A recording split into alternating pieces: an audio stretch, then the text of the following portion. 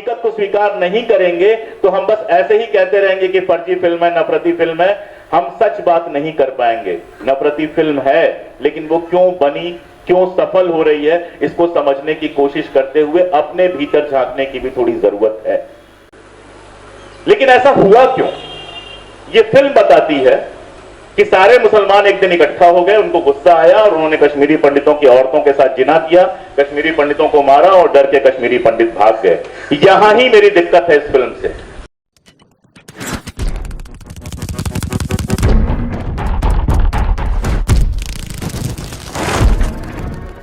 दोस्तों, अब मैं आवाज दे रहा हूं डॉक्टर अशोक कुमार पांडे साहब को, जो दिल्ली से खास इस प्रोग्राम के लिए यहाँ तशरीफ लाए हैं। डॉक्टर पांडे साहब एक अच्छे हिस्टोरियन है, एक अच्छे ऑथर है।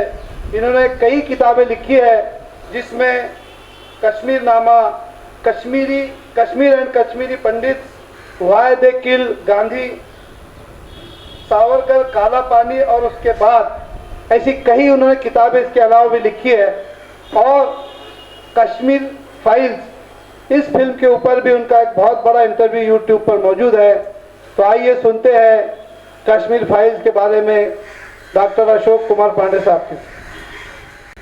शुक्रिया, मैं शुक्रगुजार हूँ सुनने वालों का कि इतनी देर से लगातार सुन रहे हैं। मैं कोशिश करूंगा कम से कम बोर करूंगा आपको। एक किस्से से शुरू करता हूं मैं। आप कश्मीर जाएंगे तो श्रीनगर में एक जवाहर नगर कॉलोनी है, बड़ी खूबसूरत सी कॉलोनी है।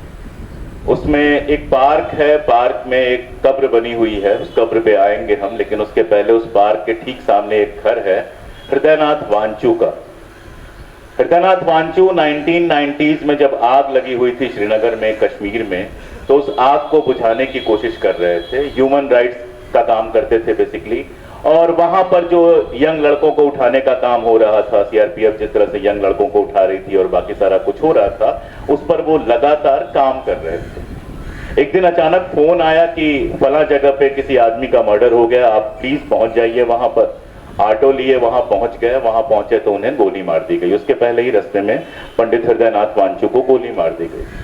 पंडित हृदयनाथ वांचू के बेटे हैं कुमार वांचू। कुमार वांचू का मेडिकल का काम था। और कुमार वांचू साहब से जब लोगों ने कहा कि सारे कश्मीरी पंडित चले गए, तुम क्यों रुके हुए हो, अब तो तुम्हारे बाप का मर्डर भी हो गया, तो उन्होंने कहा कि 1990 में जब जलजला आया हुआ था और हर कश्मीरी पंडित यहां से भाग रहा था, तब मेरे बाप ने यह फैसला लिया था कि मैं अपने पुरखों की जमीन नहीं छोड़ूंगा। अब वो बाप जब इसी जमीन पर शहीद हो गए हैं तो मैं कैसे छोड़ सकता हूं। और दोस्तों, आज भी वो घर वहां पर बदस्तूर है। जो वहां का ऑटो स्टैंड है, हृदयनाथ वांचू के सम्मान में हृदयनाथ वांचू ऑटो स्टैंड उसका नाम है। और जिस कब्र की मैं बात कर रहा था, कब्र नहीं, एक समाधि जैसी है वो बनी हुई। वो इसलिए बनी कि लोगों ने कहा कि उस समय अगर उनकी लाश शहर में निकलेगी तो बलवा हो जाएगा। तो उसी पार्क में उनको जलाया गया। और जाहिर तौर पे अगल बगल सारे मुस्लिम थे, सबकी आंखों में आंसू था। मैं यहां से बात क्यों शुरू कर रहा हूं? हाँ, मैं फिल्म पर ही रहना चाहूंगा, फिल्म और कश्मीर पर ही रहना चाहूंगा। बाकी इसके आगे पीछे की बातें आप लोग जानते हैं और होती ही रहती। यहां से मैंने कहानी क्यों शुरू की? कहानी मैंने यहां से इसलिए शुरू की कि आप जब कश्मीर में जाएंगे, श्रीनगर में जाएंगे, तो कोई तीसरा दरवाजा, कोई दूसरा दरवाजा खटखटा लीजिए और ऐसी एक कहानी वहां से निकल के आ जाएगी। 86 के बाद का कश्मीर, 86 से लेके आज 2022 हो गया। और मैं 89 नहीं कह रहा हूं, मैं 86 कह रहा हूं, कुछ सोच समझ के कह रहा हूं। तीस्ता बहन ने उसके पहले की बात काफी की थी, इलेक्शंस वगैरह की। जरूरत जितनी होगी उतनी मैं शामिल करूंगा। तो 86 के बाद से लेके और आज तक कश्मीर में शायद ही कोई घर ऐसा बचा होगा जहां इस तरह की कहानियां ना हो। नंबर 1। नंबर 2, कश्मीरी पंडित ये बात समझनी चाहिए कि वास्तव में वहां अल्पसंख्यक थे। और अल्पसंख्यक नहीं, जिसको हम लोग कहते हैं माइक्रो अल्पसंख्यक थे। वो 4% आबादी थी, 3.96% की आबादी थी। हाँ, ये बात जरूर थी कि पढ़ा लिखा तबका था, नौकरियों में था, अखबारों में काम करते थे। श्रीनगर में काफी कंसंट्रेशन था, हब्बा कदल और उसके आसपास के इलाकों में, रैनावाड़ी, हब्बा कदल, ये पूरा इलाका जो उनका था। तो दिखते थे वो। आप कश्मीर अगर उस दौर में जो लोग जाते थे, मैं तो उस दौर में इतना बड़ा था नहीं कि कश्मीर जा पाता, लेकिन जो लोग उस दौर में गए हैं वो बताते हैं कि दिखते थे, उनका प्रेजेंस दिखता है। उस दौर की किताबें पढ़िए तो वो प्रेजेंस खत्म हो गया। तीस्ता ने जहां बात खत्म की थी, मैं वहां से शुरू करूंगा कि हकीकत को सबसे पहले हमें स्वीकार करना पड़ेगा। अगर हम हकीकत को स्वीकार नहीं करेंगे तो हम बस ऐसे ही कहते रहेंगे कि फर्जी फिल्म है, नफरती फिल्म है। हम सच बात नहीं कर पाएंगे। नफरती फिल्म है, लेकिन वो क्यों बनी, क्यों सफल हो रही है, इसको समझने की कोशिश करते हुए अपने भीतर झांकने की भी थोड़ी जरूरत है। तो 1990 का वो दौर था जब वो 3.96% कश्मीरी पंडित बाहर निकल आए, घाटी से बाहर निकल आए। मैं ये शब्द इस्तेमाल नहीं करता हूं कि भगा दिए गए, क्यों नहीं करता हूं, वो मैं आगे बात करूंगा। और इस बात को स्वीकार करके मैं अपनी बात शुरू कर रहा हूं कि आजाद हिंदुस्तान में जो सबसे बड़ी ट्रेजेडीज हुई हैं, उनमें से एक ये ट्रेजेडी थी कि कश्मीरी पंडितों को अपना मुल्क छोड़ना पड़ा। अपनी जमीन चाहे पंडित को छोड़नी पड़े, चाहे दलित को छोड़नी पड़े, चाहे मुस्लिम को छोड़नी पड़े, वो हमेशा दर्दनाक होती है, खौफनाक होती है। इस हकीकत को स्वीकार करना पड़े। लेकिन ऐसा हुआ क्यों? ये फिल्म बताती है कि सारे मुसलमान एक दिन इकट्ठा हो गए, उनको गुस्सा आया और उन्होंने कश्मीरी पंडितों की औरतों के साथ जिना किया, कश्मीरी पंडितों को मारा और डर के कश्मीरी पंडित भाग गए। यहां ही मेरी दिक्कत है इस फिल्म से। ऐसा नहीं है कि ये सब नहीं हुआ, ऐसा नहीं है कि कश्मीरी पंडितों को नहीं मारा गया, ऐसा नहीं है कि जिना नहीं हुआ, वहां पर बिल्कुल हुआ। लेकिन आप जिस तरह से बताते हैं, मैंने जो फैक्ट दिया उसी पे सोचिए कि अगर 96% लोग सोच ले कि 4% लोगों को खत्म कर देना है, तो क्या वहां एक भी आदमी जिंदा बच पाता? भागना भागना तो आप छोड़ दीजिए। इस हाल में अगर ये सारे लोग सोच ले कि ये 5 लोग जो मंच पे बैठे हैं, इनके हाथ पांव तोड़ देने हैं, तो हम कितने भी बड़े पहलवान हो, क्या हम बच सकते हैं? अगर हम यहां से बच के निकल पाएंगे तो सिर्फ एक ही तरीका है कि आप में से कुछ लोग हमारी मदद करेंगे, थोड़ा रास्ता बना देंगे, थोड़ा बीच बचाव कर देंगे और हम निकल जाएंगे। 90 में जो हुआ वो यही हुआ। अब थोड़ी जिम्मेदारियों पे बात करने तो चीजें और समझ में आ जाती हैं। कश्मीर एक अजीब सा हिस्सा रहा है इस हिंदुस्तान का। अजीब जब मैं कह रहा हूं तो नेगेटिव सेंस में नहीं कह रहा हूं, लेकिन वो एक ऐसा हिस्सा रहा है जिसके बारे में रोज नारे लगते रहे हैं कि कश्मीर हमारा अभिन्न हिस्सा है, लेकिन जिसके बारे में हमारी मालूमात बेहद बेहद बेहद कम है। जैसे मैं एक बात कहूं सर, आपने कहा कि क्या कश्मीर में कश्मीरी पंडित ही थे? हाँ, कश्मीर घाटी के अंदर हिंदुओं के नाम पर कश्मीरी पंडित ही थे। बहुत थोड़े से खत्री, मुझे लगता है कि 700-800 खत्री उस जमाने में भी थे, इससे ज्यादा परिवार नहीं, 700-800 वाकई खत्री थे। कश्मीरी पंडित ही वहां पर हिंदू थे। घाटी के अंदर कोई दलित और बाकी जातियां नहीं थी, सिर्फ और सिर्फ कश्मीरी पंडित थे। और ये सवाल मुझसे इतनी बार पूछा जा चुका है जिससे समझ में आता है कि हम कश्मीर को कितना कम जानते हैं। कश्मीर एक ऐसा इलाका रहा जिसके साथ हमने कॉलोनी की तरह व्यवहार किया। कॉलोनी क्या होती है? जैसे हम अंग्रेजों की कॉलोनी थे, हमें वो अधिकार नहीं मिलेंगे, हमें वो आजादी नहीं मिलेगी, लेकिन हमारे ऊपर हुकूमत का दावा जो है वो लगातार किया जाता रहेगा। ये कश्मीर के साथ हुआ है। जिस शेख अब्दुल्ला की बात कर रही थी तीस्ता, आप याद कीजिए कि कितने बरस हमने उनको किन किन जेलों में रखा है। एक वाकया मुझे याद आता है कि वहां के एक चीफ मिनिस्टर हुआ करते थे, उन्होंने इंदिरा गांधी से कहा कि अगर मैं अभी आपसे कहूं कि 5 टुकड़ियां आर्मी की भेज दीजिए तो मैं रात को कहूंगा और सुबह आर्मी पहुंच जाएगी, लेकिन मैं आपसे कहूं कि मुझे एक हाई स्कूल खोलना है और उसके लिए फंड की जरूरत है तो महीनों लग जाएंगे। ये कश्मीर के साथ, और उसी के साथ एक और किस्सा है कि उन्हीं चीफ मिनिस्टर को हटाने के लिए 22 एमएलए जो है वो इंदिरा गांधी के पास पहुंचे और इंदिरा जी से उन्होंने कहा कि हमको चीफ मिनिस्टर को हटाना है। अब आप सोचिए कि जहां इतनी छोटी सी विधानसभा है, वहां 22 एमएलए अगर खिलाफ हो जाए तो तबाही मच जानी चाहिए। इंदिरा गांधी ने कहा कि तुम इलेक्शन जीत के नहीं आते हो, तुम्हें हम लोग जिता के इलेक्शन ले आते हैं, तुम्हारा कोई हक नहीं है इस तरह के डिमांड करने की, यहां से निकल जाओ वरना जिंदगी में कभी इलेक्शन नहीं लड़ पाओगे। मैं एक सवाल पूछ रहा हूं कि क्या कहीं हिंदुस्तान के किसी भी सूबे में 22 एमएलए को यह कहने की औकात किसी की है?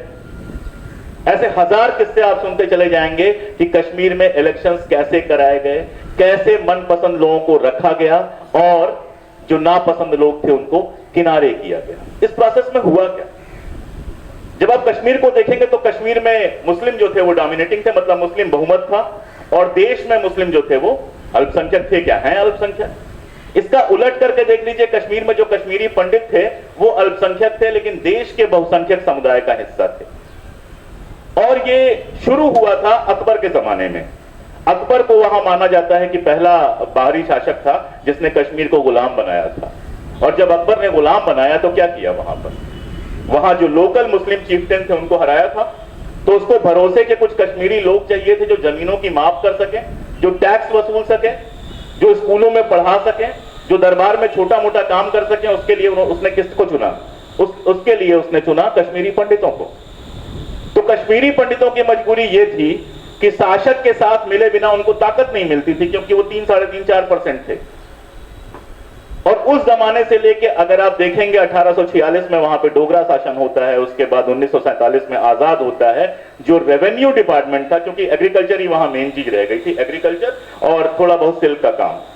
तो एग्रीकल्चर में जो रेवेन्यू डिपार्टमेंट होता है, जिसमें तलाटी होते हैं, हमारे यहाँ पटवारी बोलते हैं, आपके यहाँ शायद तलाटी बोलते हैं। तलाटी से लेके तहसीलदार से लेके तलाटी और उसके नीचे भी शकदार वगैरह हुआ करते थे। 98 से 99% कश्मीरी पंडित हुआ करते थे। जो रेशम का पूरा काम था, उसमें जो टैक्स वसूलने वाले हुआ करते थे, वो पूरे के पूरे कश्मीरी पंडित हुआ करते थे। रिश्ता क्या बनता था? ऊपर बैठा था एक बादशाह या राजा जो खुद नहीं बैठता था। 1846 के पहले वहां सूबेदार हुआ करते थे, चाहे अफगानों के हो, चाहे सिखों के हो, चाहे मुगलों के हो। उसके बाद डायरेक्टली डोगरा राज आया। उसको जरूरत से ज्यादा टैक्स चाहिए था, जितना ज्यादा टैक्स मिल सके। तो वहां से आदेश जारी होता था कि अधिक से अधिक टैक्स वसूलो। वसूलने का काम किसका था? कश्मीरी पंडित का। टैक्स देने वाला कौन था? 96% सुन्नी मुसलमान थे जो खेती करते थे। ये रिश्ता क्या बना? कश्मीरी पंडित टैक्स वसूलने वाला, कश्मीरी मुसलमान टैक्स देने वाला। तो होता क्या है कि जब हमारे घर पे बिजली कटती है तो हम बिजली मंत्री को तो फोन करते नहीं है, जो बंदा हमारा बिजली काटने आया होता है उससे हम लड़ाई करते हैं। ये रिश्ता बना। इस रिश्ते को समझना पड़ेगा कश्मीरी पंडितों और कश्मीरी मुसलमानों में। 19वीं सदी आते आते कहानी ये हुई कि कश्मीरी पंडित लोग पढ़े लिखे थे, नौकरियां मिलनी चाहिए थी उनको, लेकिन अंग्रेजों की एक पॉलिसी थी कि वो चाहते थे कि बाहर के लोग ज्यादा से ज्यादा सूबों में जाएं। मतलब महाराष्ट्र अगर एक सूबा है तो यहां यूपी से लाके लोगों को भरा जाए, यूपी अगर एक सूबा है तो वहां महाराष्ट्र से ले जाके लोगों को भरा जाए, ताकि अंग्रेज कंट्रोल कर सके। उसी समय यह डिमांड शुरू होती है कश्मीर कश्मीरियों के लिए, यानी कश्मीर की नौकरियां और कश्मीर की जो जमीनें हैं। जिस 370 और 35A की बात हो रही है उसके बीच की मैं बात बता रहा हूं, और यहां से आपको समझ में आएगा कि वो तनाव कैसा था। तो वहां से बात शुरू होती है कि कश्मीर कश्मीरियों के लिए।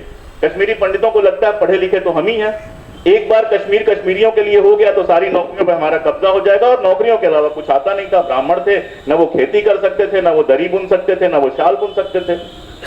तो साहब मुझे लगता है 1926 में जब हरि सिंह राजा बनते हैं, महाराजा बनते हैं, तो ये कानून बना कि कश्मीर कश्मीरियों के लिए है, जिसको नागरिकता कानून वहां पे कहते हैं, जिसको कहते हैं कि वहां के नागरिक जो हैं वही वहां नौकरी कर सकते हैं और वही जमीन खरीद सकते हैं। 35A की मां वही थी। जब हमारा आईन बना तो उसमें 35A के रूप में उसी को शामिल किया गया था।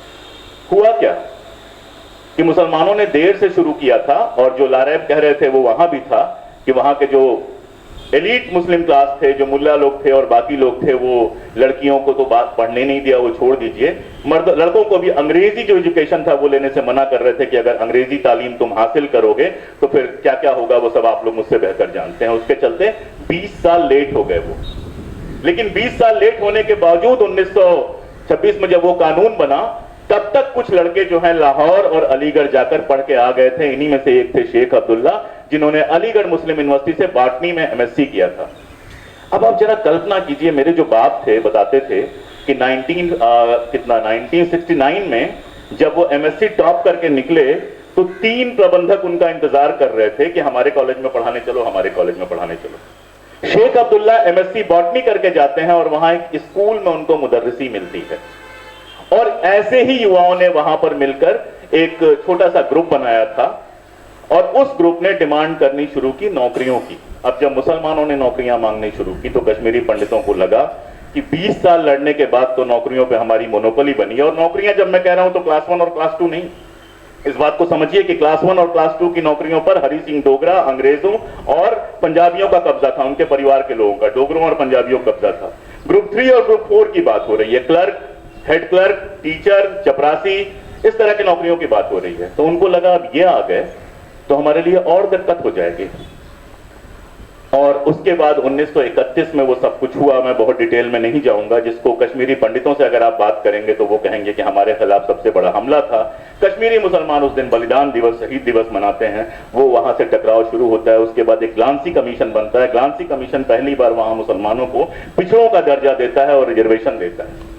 इसके बाद जो मैं कहने जा रहा हूं वहां से मैं सीधे फिर जोड़ लूंगा। इसके बाद कश्मीरी पंडितों ने एक मूवमेंट शुरू किया, उसका नाम दिया रोटी मूवमेंट। अब आप में से जो लोग कश्मीर गए हैं, और खासतौर पे आप बता रहे थे 80 के आसपास गए हैं और होटलों से बाहर निकल के खाना खाया, मेरी तरह गांवों में रुके हैं या लोगों के घरों में रुके हैं, शादियों में गए हैं, दावत में गए हैं, उनको पता होगा कि कश्मीर में रोटी जो है वो सुबह सुबह नून चाय के साथ मिलती है। बाकी रोटी वहां खाने में नहीं है, वहां चावल, शाली जिसको बोलते हैं, चावल वहां खाने की चीज है। तो फिर ये रोटी आंदोलन का नाम क्यों दिया गया, समझिए इस बात को।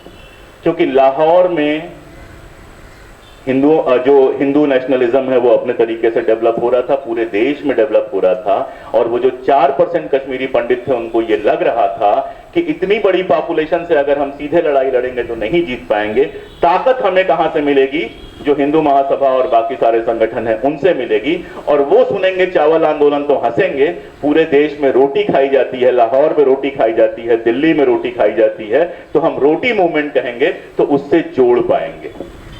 यानी मैं कहना यह चाह रहा था कि दोषी न कश्मीरी पंडित था न कश्मीरी मुसलमान, लेकिन इतिहास ने उनको एक ऐसे हालात में लाके डाल दिया था कि कश्मीरी पंडित को जो ताकत मिलती थी वो ताकत मिलती थी हमेशा सेंटर से, चाहे वो अकबर के जमाने में लाहौर और दिल्ली रहा हो, चाहे वो हिंदुस्तान के आजाद होने के बाद दिल्ली रहा हो। इसीलिए कश्मीरी पंडितों के अंदर सबसे बड़ी बात क्या थी कि उनके घरों में कहा था कि आपको आईएएस बनना है। आप देखेंगे उस जमाने में आईएएस खूब सारे कश्मीरी पंडित होते थे, और जो आईएएस नहीं हो पाते थे वो या तो डॉक्टर होते थे और या फिर सहाफी बन जाते थे, पत्रकार। 1990 में जब सारा कुछ ये होता है तो जो 36 बड़े अखबार थे देश भर के, उस जमाने में न्यूज चैनल तो नहीं होते थे, उसमें 32 के जो संवाददाता थे कश्मीर के वो कश्मीरी पंडित थे। जवाहरलाल नेहरू की अगर आप कैबिनेट देखेंगे, जो उनका सेक्रेटरीट जो देखेंगे, सारे कश्मीरी पंडित भरे हुए थे। आप इंदिरा गांधी का देखेंगे तो माखनलाल फोतेदार जैसा आदमी कश्मीर को हैंडल करता था, जो कश्मीर में किसी मोहल्ले के वार्ड में भी इलेक्शन जीतने लायक नहीं था। वो माखनलाल फोतेदार जो है कश्मीर को हैंडल करता था। हाँ, ये सच्चाई है। एक एमएलए का चुनाव वो जीते थे और उसमें इतनी गड़बड़ी की गई थी कि 7 लोग उनके खिलाफ लड़ रहे थे, उसमें से 6 के पर्चे खत्म कर दिए गए थे। तो इस तरह से वो इलेक्शन जीत के आए थे और वो दिल्ली में बैठ के हैंडल करते थे पूरी की पूरी पॉलिटिक्स कश्मीर की। तो कश्मीरी पंडितों ने अपनी पूरी ताकत यहां से लाने शुरू की और 1986 तक ये कश्मीरी मुसलमानों को समझाने में सफल हुए लोग, क्योंकि हमने लगातार चुनाव में बदकारी की वहां पर कि हिंदुस्तान तुम्हें आजादी से इलेक्शन नहीं लड़ने देगा और हिंदुस्तान तुम्हारे जो डेमोक्रेटिक राइट्स हैं उनको यूज नहीं करने देगा। ये गलती हमारी थी। अगर 1986 के इलेक्शन का वो मैं एग्जांपल दूं जो बहुत दिया जाता है कि आमिर कदल एक जगह है, अगर आप कभी कश्मीर में जाएंगे अभी भी बड़ी अप मार्केट है। आमिर कदल में इलेक्शन हो रहा था, जो नेशनल कॉन्फ्रेंस के एमएलए थे जो लड़ रहे थे वो हार मान के घर जा चुके थे। उन्होंने कहा अब तो हार हो गई, घर चले गए। 11 बजे रात को उनको बुला के लाया गया और कहा गया हुजूर आप जीत गए। जो विपक्ष में था, जो लड़ रहा था, जो लगातार आगे चल रहा था, उस बंदे ने खड़ा होकर कहा कि कैसे अभी तक मैं आगे चल रहा था, अचानक मैं कैसे हार गया। उसको उठा के जेल में डाल दिया गया।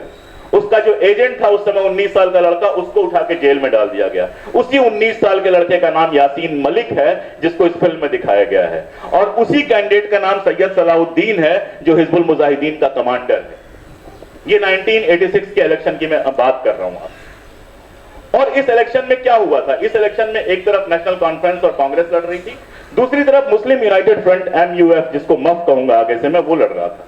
मफ की कहानी यह थी कि मफ को सेमी लॉयलिस्ट कहा जाता था, यानी वो पूरी तरह से हिंदुस्तान के खिलाफ नहीं थे, लेकिन वो इस बात की मांग करते थे कि आपने वादा किया है तो एक बार जनमत संग्रह तो करा दीजिए। और अलग अलग तरह के लोग थे, गिलानी साहब भी थे उसमें, लोन साहब भी थे, और भी बहुत सारे लोग थे। उनमें से ज्यादातर लोग बाद में हुर्रियत में आए। सारे चुनावी पंडितों का मानना था कि मफ अगर बहुत अच्छा प्रदर्शन करेगी तो 15 से 16 सीटें जीत जाएगी। उसके बावजूद श्रीनगर और साउथ की कई सीटों पर जो गड़बड़ियां की गई, 6 या 7 सीटें उन्होंने उसके बावजूद जीती।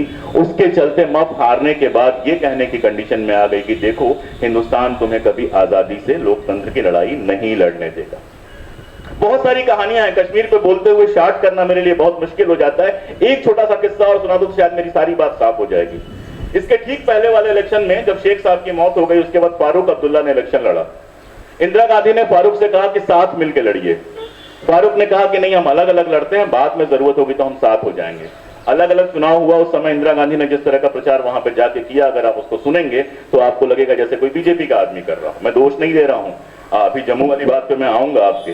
और परिणाम ये हुआ कि जम्मू की सारी सीटें इंदिरा गांधी ने जीती और कश्मीर की सारी सीटें जो है फारूक ने जीती।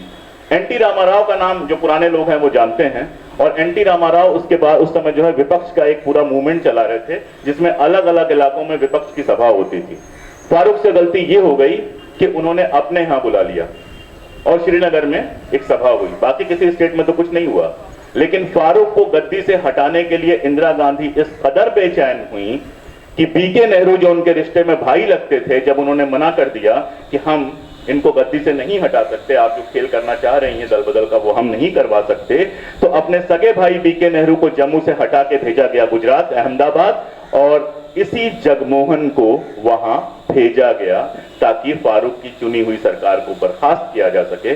जगमोहन वहां गए, फारूक की चुनी हुई सरकार को बर्खास्त किया और उसके बाद गुलशाह की सरकार आई, जिसको गुल कर्फ्यू आज भी कहा जा सकता है क्योंकि जनता इतनी नाराज हुई कि अगले 6 महीने कश्मीर में कर्फ्यू लगा। तो असल में कश्मीर को हम जानते नहीं हैं, और जब जानने की कोशिश करते हैं और किसी और सूबे से, हिंदुस्तान के किसी और सूबे से जब उसकी तुलना करते हैं, तो हमें पता यह चलता है कि जहां बाकी सूबों में जनता जब नाराज होती है तो बीजेपी को बदल के कांग्रेस को ला देती है, कांग्रेस को बदल के किसी और को ला देती है, वहां कश्मीर की जो आवाम थी उसको यह हक नहीं दिया गया। सेंटर का हमेशा वहां कंट्रोल रहा और लोगों की यह मान्यता रही कि कश्मीरी पंडित जो हैं वो सेंट्रल से जुड़े हुए हैं और सेंटर इनके हिसाब से फैसले लेता है। ये माहौल था जो पूरा भाई भाई का एक बनाया जाता है, भाई भाई होता है, सब होता है, लेकिन ये पॉलिटिकल प्रॉब्लम्स वहां पे थी और इसकी जड़ में नौकरियों की वो समस्या थी। मैं शॉर्ट में कहूं कि जैसे बाकी हिंदुस्तान में जो अपर कास्ट के लोग होते हैं वो शेड्यूल कास्ट, शेड्यूल ट्राइब और ओबीसी के रिजर्वेशन के खिलाफ होते हैं और जिस तरह का तरीका अपनाते हैं विरोध का, लगभग वही तरीका कश्मीरी पंडितों ने कश्मीरी मुसलमानों के आरक्षण के विरोध का लगातार अपनाया और आपस में ये सारा कुछ चलता रहा। इसके बाद 90 का जो टाइम आया, हुआ क्या था, जो फिल्म जिन लोगों ने देखी है वो जानते हैं कि फिल्म शुरू होती है कि माहौल बड़ा खराब है। ये माहौल खराब बना कैसे था? वो दौर आते आते सत्ता से लगभग नियंत्रण खत्म हो चुका था स्टेट का। इंटेलिजेंस पूरी तरह से फेल हो गया था और पाकिस्तान, जो ये मफ के लोग जो थे, चुनाव हारे थे और जिस तरह का पूरा माहौल बना था, उस माहौल में पाकिस्तान वहां के यंग लड़कों को ये समझाने में कामयाब हो गया था कि आजादी ही वो चीज है जो तुमको डेमोक्रेटिक राइट्स दिलवा सकती है। और कश्मीर के अंदर, श्रीनगर के अंदर गाड़ियां लगती थी, पिंडी रावलपिंडी, और बच्चे भर भर के पाकिस्तान जा रहे थे और वहां बंदूकों से लैस होके आ रहे थे। और हमारा इंटेलिजेंस, अगर आप दुलत साहब की किताब पढ़ें जो समय हमारे इंटेलिजेंस चीफ थे, तो हमारे इंटेलिजेंस को बहुत कुछ पता ही नहीं चल रहा था। आपको मैं बताऊं कि जिम्मेदारी किसकी थी उसमें मैं किसी को माफ नहीं करता, ना मैं राजीव गांधी को माफ करता हूं, ना फारूक साहब को माफ करता हूं, मैं किसी को माफ नहीं करता हूं। लेकिन फारूक साहब के मुताल्लिक एक बात करना मैं जरूर चाहता हूं। आप सब जानते होंगे मुफ्ती मोहम्मद सईद साहब की जो बेटी थी उनका अपहरण हो गया था। जब मुफ्ती मोहम्मद सईद की बेटी का अपहरण हुआ और आतंकवादियों ने पहली बार 3 आतंकवादियों को छोड़ने की मांग रखी, तो फारूक साहब ने कहा कि यह बिल्कुल बेकार की बात है, हम इसको बिल्कुल भी नहीं छोड़ेंगे और लड़की को हम ऐसे ही आजाद करा देंगे। मीर वायज, जो वहां के मीर वायज हैं, मीर वायज का मतलब इस सभा में समझाने की मुझे जरूरत नहीं है, आप सब लोग जानते हैं। मीर वायज ने कहा कि ये एंटी इस्लामिक है, कुंवारी लड़की का ये जो अपहरण हुआ है वो एंटी इस्लामिक है। और पूरे कश्मीर में इस तरह का गुस्से का माहौल बना हुआ था। उस समय जो हमारे केंद्र में सरकार थी वो आदरणीय विश्वनाथ प्रताप सिंह की सरकार थी। होम मिनिस्टर बनाया गया था मुफ्ती मोहम्मद सईद को कि कश्मीर पर थोड़ा मरहम लगे, और बीजेपी भी उसको सपोर्ट कर रही थी। अब जो ये पंडित मुस्लिम वाली सारी बात की जाती है, मुफ्ती मोहम्मद सईद जब कश्मीर पहुंचे तो जानते हैं उनके साथ कौन थे? उनके साथ थे मोतीलाल भट्ट। मोतीलाल भट्ट कौन थे? इलाहाबाद हाईकोर्ट के जज थे और मुफ्ती मोहम्मद सईद के बड़े अच्छे दोस्त कश्मीरी पंडित थे। सारी डीलिंग जो की है वो मोतीलाल भट्ट ने की है और उसके बाद आतंकवादियों को छोड़ दिया गया। जब आतंकवादियों को छोड़ दिया गया तो जो मूवमेंट इतना सा था जिसको लोग देख रहे थे कि ये कुछ लड़के हैं जिनका दिमाग खराब हो गया है, रातों रात वो हीरो बन गए। रातों रात जनता को लगने लगा कि अब हराया जा सकता है, झुकाया जा सकता है हिंदुस्तान को। और उसके बाद जो हालात खराब हुए, आपने क्या किया? आपने जगमोहन को भेज दिया। मैंने इसीलिए जगमोहन की पहली पारी आपको बताई थी। जो राज्यपाल आपके यहां आए, एक चुनी हुई सरकार को बर्खास्त करे, उसके बाद 6 महीने तक कर्फ्यू लगा रहे, उसके बाद उस गुलशाह सरकार को भी बर्खास्त कर दे, और उसके बाद जिसकी पूरी इमेज इमरजेंसी में दिल्ली से लेके और कश्मीर तक एंटी मुस्लिम को हो, उसको आप ऐसे समय भेज रहे हैं जिस समय कश्मीर में आग लगी हुई है। आज 18, 19, 20 की बात की जा रही है कि इस तारीख को पहुंचे, उस तारीख को पहुंचे। सीधी बात यह है कि फारूक अब्दुल्ला ने कहा था कि जिस दिन जगमोहन ज्वाइन करेंगे मैं इस्तीफा दे दूंगा। 18 तारीख को जगमोहन के नाम की घोषणा हुई, 18 तारीख को फारूक अब्दुल्ला ने इस्तीफा दे दिया। उनसे कहा गया आप पद पे बने रहिए जब तक राज्यपाल नहीं आते। उन्होंने कहा मैं एक क्षण भी पद पे बना नहीं रहूंगा, एक लम्हा भी मैं और चीफ मिनिस्टर नहीं रहूंगा। उन्होंने चार्ज छोड़ दिया। तो नेचुरली सेंट्रल गवर्नमेंट थी। और जगमोहन ने क्या किया वहां जाने के बाद? जगमोहन ने वहां जाने के बाद बयान दिए कि कश्मीर का हर इंसान जो है वो आतंकवादी हो चुका है और मैं एक एक आतंकवादी को खत्म कर दूंगा। जगमोहन ने क्या किया कि वहां की जो विधानसभा थी उसको भंग कर दिया।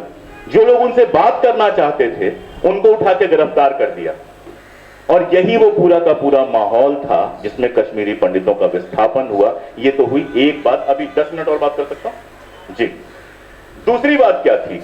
जब आतंकवादी कार्रवाइयां वहां पर शुरू हुई तो हमें समझना चाहिए कि वो एंटी इंडिया आतंकवादी कार्रवाइयां थी। हमें कोई इसमें गफलत में नहीं रहना चाहिए कि वो कोई बिगड़े हुए बच्चे थे वगैरह वगैरह। बाकायदा ऑपरेशन टोपाज के तहत पाकिस्तान ने ट्रेन करके उनको भेजा था और वो कार्रवाइयां ये थी कि हिंदुस्तान को कश्मीर से बाहर किया जाए और कश्मीर को आजाद कराया जाए। मैं आजाद शब्द का इस्तेमाल बहुत सोच समझ के कर रहा हूं, आगे मैं इस पर बात करूंगा। तो जो भी इंडिया के फेवर में था उसको मारा गया। और इसीलिए जो पहला हमला हुआ था वो हुआ जीए वटाली साहब के ऊपर। जीए वटाली कौन थे? पुलिस महानिरीक्षक थे वहां के। पहला हमला उनके ऊपर हुआ, वटाली साहब बच गए। 2 महीने बाद उनके छोटे भाई गुलशन वटाली को मार दिया गया। जो पहला पॉलिटिकल बंदा मारा गया वो कौन था? वो था मोहम्मद यूसुफ हलवाई। मोहम्मद यूसुफ हलवाई कौन था? नेशनल कॉन्फ्रेंस का था। नेशनल कॉन्फ्रेंस को माना जाता था कि ये हिंदुस्तान का तिरंगा उठाने वाली पार्टी है। और इसके बाद जब आप लिस्ट उठा के देखेंगे तो नेशनल कॉन्फ्रेंस के कितने लोग मारे गए हैं शायद वो सूची आसानी से कंप्लीट भी नहीं होगी। सैकड़ों कार्यकर्ता मारे गए, यहां तक कि शेख अब्दुल्ला के सगे भतीजे की भी हत्या की गई। उसके बाद सबसे बड़ा क्या था हिंदुस्तान का वहां पे प्रतीक? 2। एक तो आईबी। अगर आपको इंडिया को जीतना है तो इंटेलिजेंस ब्यूरो को पूरी तरह से खत्म करना पड़ेगा। इंटेलिजेंस ब्यूरो के लोगों को चुन चुन के मारा गया। अब यह फैसला तो हिंदुस्तान का था कि इंटेलिजेंस ब्यूरो में आपने मुसलमानों को नहीं रखा था, सिर्फ कश्मीरी पंडितों को रखा था और बाहर के हिंदुओं को रखा था। यह फैसला तो आपका था। आपने भरोसा नहीं किया कभी इस देश के मुसलमानों पर, जिसकी कीमत अगर उस समय हिंदुओं को चुकानी पड़ी तो कोई क्या कर सकता है। तो आईबी के लोगों को मारा गया। आप दौलत की किताब कभी उठा के देख सकते हैं। दूसरा क्या था? उस जमाने में मैंने बताया, सब जानते हैं, टीवी चैनल्स नहीं थे, रेडियो था। रेडियो और दूरदर्शन। तो एक प्रोपोगेंडा वार था। लोग पाकिस्तान का रेडियो लगा के सुनने लगे थे, बीबीसी सुनते थे, और इंडिया का जो सारा प्रोपोगेंडा था, इंडिया के पक्ष की जो सारी बात थी वो हो रही थी रेडियो से। तो हुजूर, ये बिल्कुल लाजिम था कि रेडियो और दूरदर्शन पे हमला होता। आप जब बात करेंगे तो आपसे कहा जाएगा कि दूरदर्शन के डायरेक्टर लासा कौल को मार दिया गया, लेकिन आपको कोई नहीं बताएगा कि लासा कौल साहब के अलावा 27 मुसलमानों की लिस्ट है जो आकाशवाणी और रेडियो में काम करते थे, जिनको या तो मार दिया गया या जिनके ऊपर हमला हुआ किसी तरह से बच गए। उस वक्त जो हमला हो रहा था वो रेडियो पे हो रहा था, वो हिंदू या मुसलमान पे नहीं हो रहा था। उस वक्त जो हमला हुआ, नीलकांत गंजू की बात की गई है, इस फिल्म में भी बात की गई है, जिन्होंने मकबूल भट्ट को फांसी की सजा दी थी इसलिए उनको गोली मारी गई। आपको कोई ये बात नहीं बताएगा कि मौलाना मदूदी साहब को क्यों गोली मारी गई। मौलाना मदूदी साहब को इसलिए गोली मारी गई क्योंकि जो माना जाता है कि हजरत साहब का बाल रखा हुआ है। आपको याद है कि 60s में वो बाल मोए मुबारक गायब हो गया था, और गायब होने के बाद मौलाना मदूदी थे जिन्होंने जो बाल दोबारा मिला तो उन्होंने कहा, हक बात है, कहा कि ये सही बाल है। उस जुर्म में 80 साल के मौलाना मदूदी को मार दिया गया। आपको कोई नहीं बताएगा कि मीर वाइज मौलवी फारूक को क्यों मारा गया, क्योंकि उन्होंने जब उस बच्ची का अपहरण हुआ था मुफ्ती साहब के, तो उसको एंटी इस्लामिक कहा था। अगर मैं बोलता जाऊं तो कई घंटे में लगातार इस तरह के नाम आपको बता सकता हूं, दोनों तरफ के, जिनको सिर्फ इसलिए मारा गया क्योंकि माना जा रहा था कि वो हिंदुस्तान का परचम लेकर खड़े हैं, या फिर पाकिस्तान की जो पूरी की पूरी स्टाइल है, पाकिस्तान जो करना चाहता है उसके रास्ते का रोड़ा है। लेकिन पाकिस्तान ने क्या किया? शुरुआत हुई थी आजादी की बात से और उसके बाद नारा बन गया आजादी का मतलब क्या? पाकिस्तान पाकिस्तान और बाकी सारा कुछ। मतलब शुरुआत जेकेएलएफ ने की जो आजादी की बात कर रहा था, जो ही मूवमेंट तेज हुआ जेकेएलएफ के लोगों को किनारे किया गया और उसकी जगह हिजबुल मुजाहिदीन और बाकी लोग आ गए जो आजादी की जगह पाकिस्तान के मर्जर की बात कर रहे थे।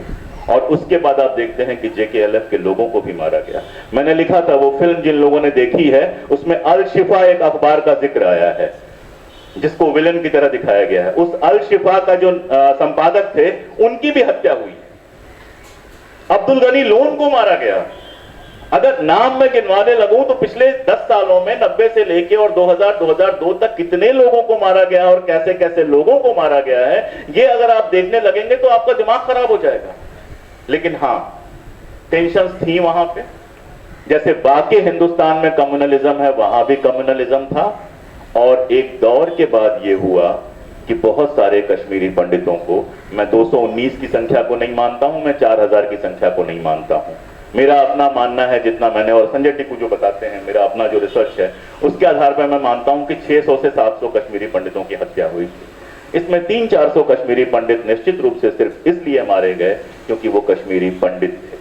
मैं कई ऐसे किस्से जानता हूं जहां पर जैसे एक मानसिक रूप से विक्षिप्त कश्मीरी पंडित था, उसकी हत्या हुई है। तो उसकी हत्या तो हिंदुस्तान का होने की वजह से नहीं हो सकती। जस्टिफाई किया गया मुखबिर वगैरह बता के, हालांकि मुखबिर होने का आरोप लगा कि मुसलमानों को भी कम नहीं मारा गया है, मुसलमान औरतों के भी कम जिना नहीं हुए हैं। मेरे पास 40 केस ऐसे हैं जहां मुसलमान औरतों के साथ जिना हुआ है, उनको मुखबिर बता के।